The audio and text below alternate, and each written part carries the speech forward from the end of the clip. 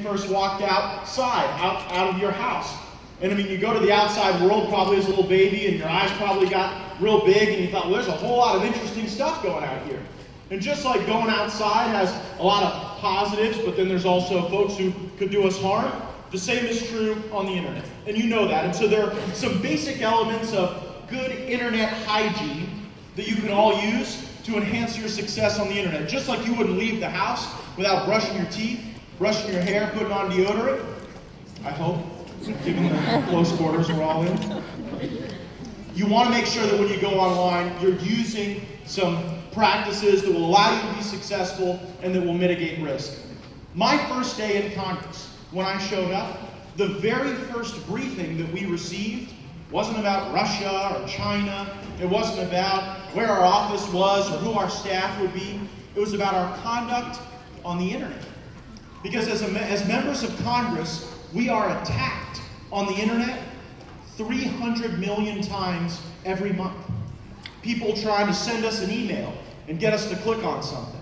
Someone trying to have access to our calendar. Someone who wants to see maybe a picture that's on our phone or on our desktop or on our tablet. And so we have to have very high levels of internet hygiene. We've got to make sure that if someone sends us an email and we don't know who it is, we don't click on any links, that we ask around and that we make sure that we engage in those practices. That's important. But it's also a great opportunity to share information. Did you know that today on Instagram, there will be 50 million pictures uploaded?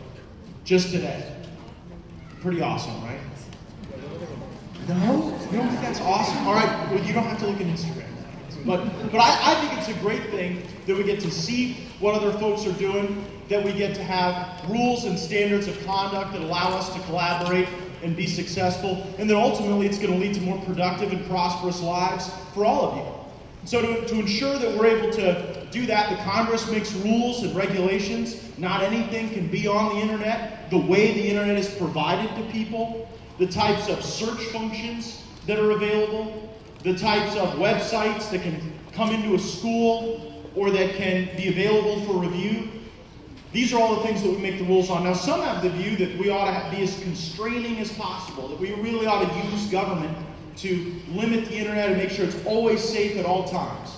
Others have the view that one of the reasons why the internet has been a productive place for thought to flourish is that there haven't been as many rules, that it's been kind of a unique place in society that's like the wild, wild west of our generation.